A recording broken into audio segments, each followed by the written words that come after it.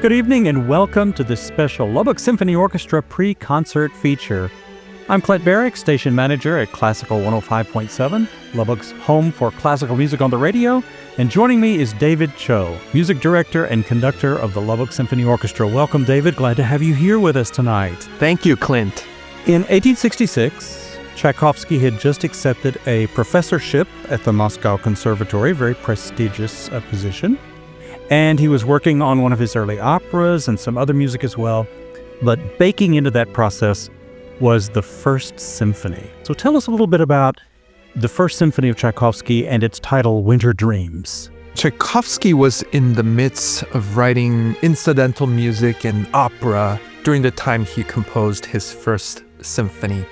He was moderately known at the time, but I have to say, his First Symphony really put him on the map. He was trying to emulate the great German composers, for instance, Mendelssohn, Brahms, and Schumann. But he really couldn't run from who he was. So there's a lot of alluding to the Russian folklore in his First Symphony.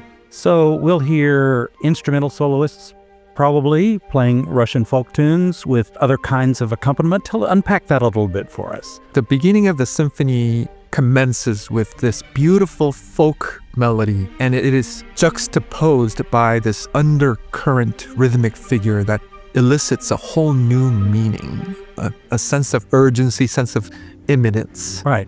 And also I think you probably have some virtuosic writing for like the horns and the brass, things like that as well? Yes, the second movement, do listen for this longing melody played by the oboe. It transforms itself to a defiant rendition.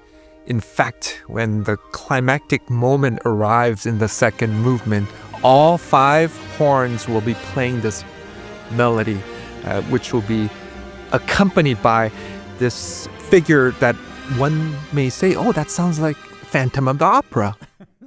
The third movement has dance-like qualities. It's called a scherzo, and it really foreshadows what is to come, as most of us know Tchaikovsky through his ballet scores, The Nutcracker and The Swan Lake. And in the finale, this gloom transforms into something joyous, which Tchaikovsky was so great at doing. And you could kind of hear John Williams's Jaws theme as well. The symphony does have gloom and a sort of a Russian winter sound to it. And that of course, goes with the idea of winter dreams. But as Tchaikovsky so often does, the symphony ends in a big fanfare and joyous content, right? Yes, and the great composers really knew how to transform and bring to the fore a layer of meaning by presenting a gloomy melody and transforming it to something joyous. And Tchaikovsky really excelled at it. David Cho, thank you very much.